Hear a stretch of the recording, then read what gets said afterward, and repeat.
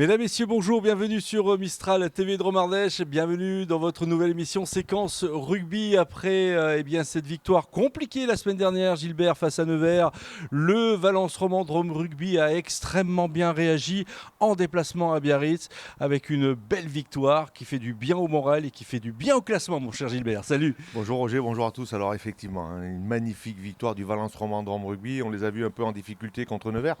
Et puis derrière, ils ont su réagir et montrer ce dont ils étaient capables. Donc cette équipe valentino-romanaise avec une magnifique victoire. On a même cru à un moment donné qu'on allait pouvoir peut-être ramener même le bonus offensif du Pays Basque. Mais bon, c'était sans compter sur ce diable d'Acebes qui en fin de partie a marqué un essai et voilà, et qui a pu justement réduire le score. Mais vraiment une magnifique prestation des Valentino-Romanais en Pays Basque. Voilà, une victoire avec la manière qui permet au VRDR de consolider finalement sa place de dauphin, mon cher Gilbert. Une victoire donc encore une fois qui fait du bien. Des essais plutôt intéressants, bien construits. On a eu peur peut-être de se dire est-ce qu'ils vont réitérer le même match qu'à Carcassonne avec une deuxième mi-temps catastrophique?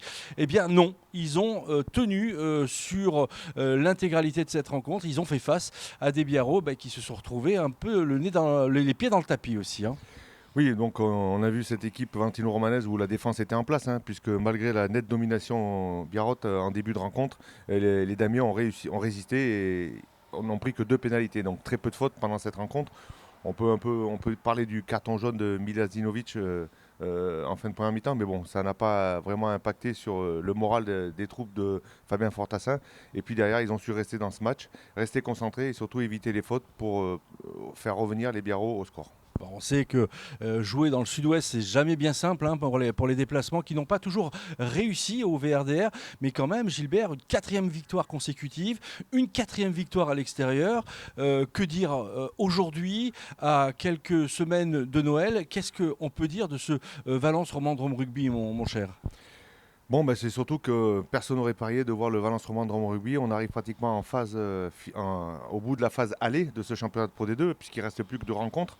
Et derrière, le Valence Romandrome Rugby qui est second de ce championnat. Donc effectivement, on va prendre ce qui est pris n'est plus à prendre. Et puis on va savourer ce bonheur.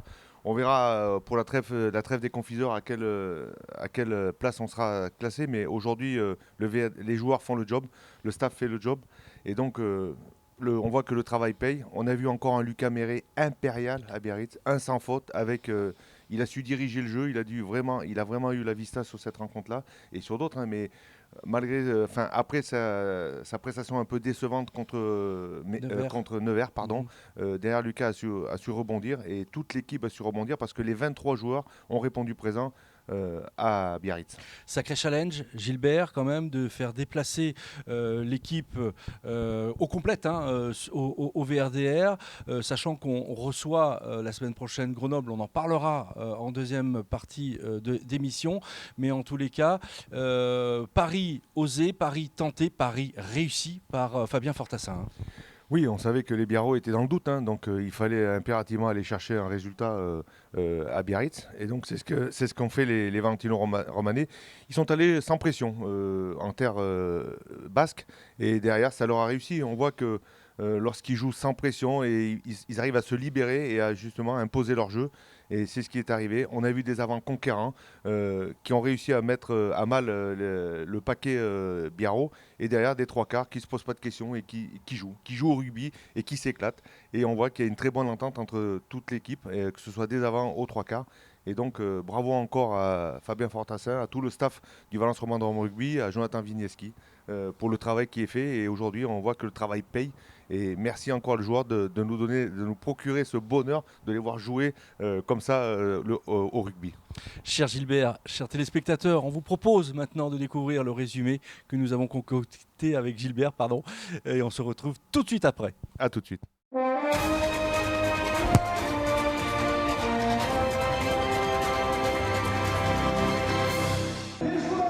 Voilà Gilbert, dans ce match comptant pour la 13e journée de Pro D2, le VRDR se déplaçait à Biarritz. Après sa victoire face à Nevers la semaine dernière, le VRDR se devait de ramener un résultat à l'extérieur pour confirmer sa place de dauphin au classement. Voilà, dès la 7e minute, Biarritz ouvre le score sur pénalité par Retière. Le BO mène sur le score de 3-0. 11 minutes plus tard, c'est à nouveau Retière qui ajoute 3 points supplémentaires. Les Biarros mènent par 6-0. Il faudra attendre la 30e minute pour voir le VRDR débloquer son compteur sur pénalité grâce à Lucas Méré. Biarritz 6, VRDR 3.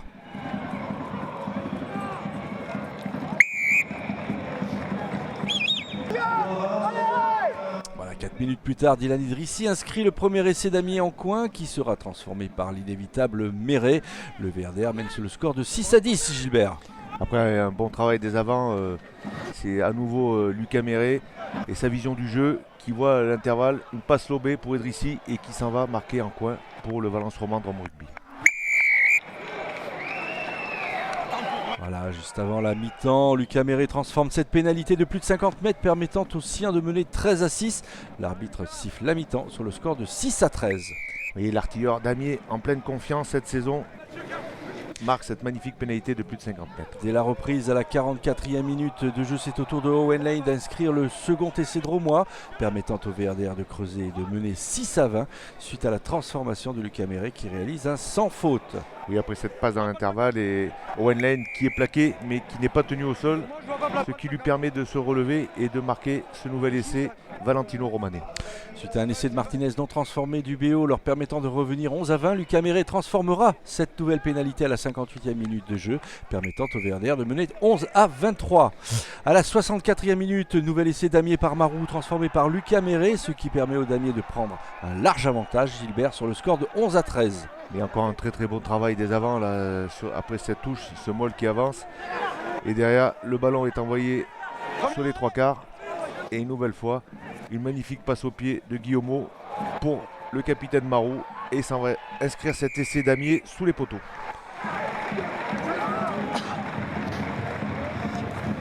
Sur le coup d'envoi, Biarritz récupère un ballon et s'en va inscrire un essai par Dolagaray, transformé par Retière. Le BO revient à 12 longueurs du VRDR sur le score de 18-30. Et un gros travail d'Acebes qui casse le premier plaquage et qui réussit à passer le ballon à son partenaire. Et derrière Dolagaray, avec beaucoup de chance, inscrit cet essai Biarro. À la 72e minute, suite à ce moll, Marco Peña vient inscrire le 4e essai d'Amier, transformé par Méré, pour mener sur le score de 18-37. Et encore un gros travail des avants, Marco Peña qui a inscrit ce nouvel essai d'Amier après ce magnifique moll et surtout son 8e essai de la saison pour le Valence Romand Drôme Rugby. Dans le Money Time, Acebes inscrit le dernier essai Biarro, transformé par Dolagaray. L'arbitre siffle la fin de la rencontre sur le score de 25-37. Et encore un très beau travail d'Acebes qui voit l'intervalle et malgré le retour d'un Damier, réussit à marquer cet essai Biarro.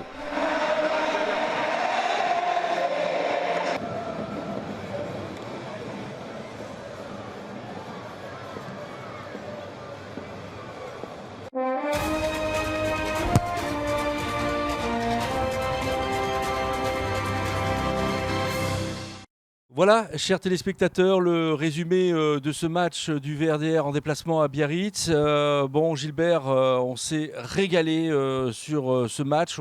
On s'est même pas fait peur, alors que d'habitude on se fait un petit peu peur en déplacement comme ça parce qu'on prend quand même des valises. Et là, eh bien, ça n'a pas été le cas.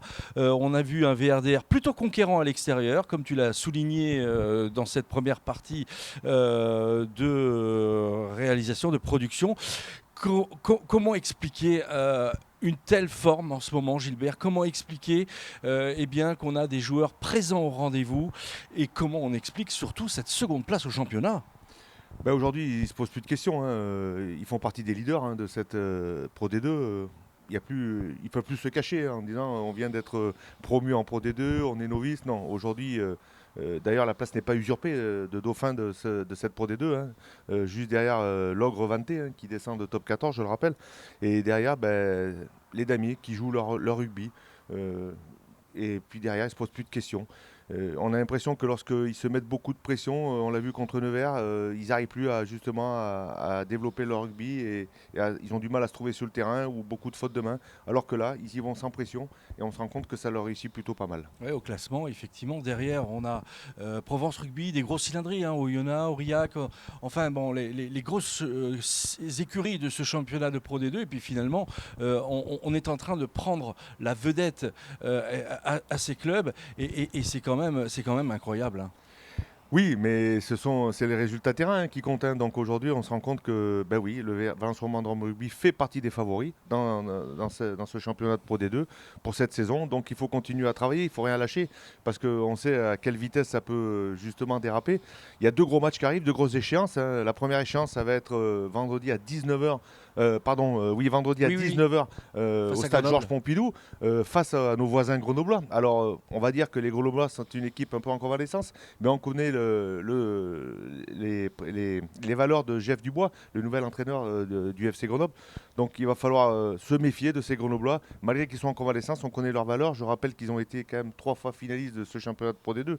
Donc attention de ne pas tomber dans ce piège et surtout de rester sérieux et de surtout imposer du rythme à ces Grenoblois pour ne pas avoir de mauvaises surprises vendredi soir. Et puis Gilbert, le déplacement à Colomiers, on commence un petit peu à se le mettre dans la tête, mais ça va être un déplacement périlleux, mais où il va se jouer plein de choses. Bon, on va dire qu'il faut d'abord commencer par le 1. Donc on va penser d'abord à la réception de Grenoble au stade Georges Pompidou et puis derrière ce déplacement de 18 à Colomiers. Je rappelle que Colomiers est juste derrière nous, à un petit point, donc ça va être un gros match, ça va être vraiment un indicateur fort pour cette équipe valentino-romanaise, si elle est capable justement de maintenir le rythme et de garder cette place au moins dans le tiercé de tête avec ce déplacement à Colomiers. On sait que ça va être difficile, derrière il y aura les vacances, donc pourquoi pas y croire et se dire qu'on lâche les chevaux et on peut y arriver. Oui, c'est ça, on lâche les chevaux, mesdames, messieurs.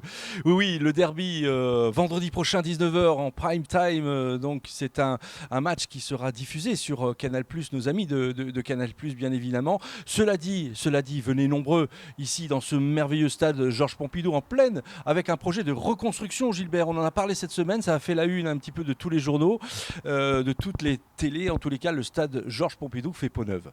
Oui, le stade va faire peau neuve, effectivement, le stade Georges Pompidou. Mais bon, je pense que l'information importante de cette semaine, ça a été la prolongation des contrats de Marco Peña et de Luca Méré, donc qui resteront au Valentino Romanè jusqu'en 2028. Extraordinaire, donc, extraordinaire. Encore bravo au staff, bravo au président Jean-Pierre Cheval et Laurent Beaugiraud pour avoir justement réussi ce coup de force, hein, parce qu'on voit l'importance de Luca Méré dans cet effectif Valentino Romanè. Donc ça, c'est une très belle nouvelle. Et puis, un nouvel écrin à Valence pour recevoir les équipes professionnelles de rugby. On attend et on verra. Et dont celle déjà de vendredi, comme je le disais tout à l'heure, face à Grenoble. Venez nombreux ici au stade Georges Pompidou, chers téléspectateurs, pour supporter le Valence Romandrum Rugby, un club qui fait vraiment, qui est ancré dans le territoire maintenant et qui, en tous les cas, permet à chaque téléspectateur, à chaque spectateur, en tous les cas, de vibrer grâce à ses victoires à la maison. Donc invaincu à la maison quand même depuis le début de ce championnat, Gilbert. Oui, ça reste. On ne va pas dire que le stade Georges Pompidou est une forteresse imprenable, mais il faut y croire, il faut maintenir le rythme et surtout ne rien lâcher, au moins à domicile. Et puis, on sait que pour prétendre jouer les phases qualificatives de ce championnat, les phases finales de ce championnat, il faut aller chercher les points à l'extérieur et tout gagner à la maison.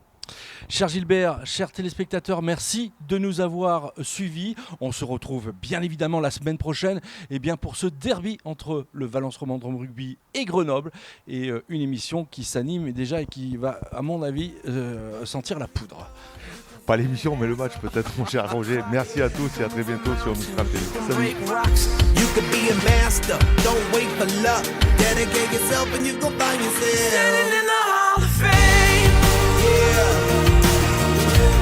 And the world's gonna know your name, yeah. 'Cause you burn with the first flame, yeah.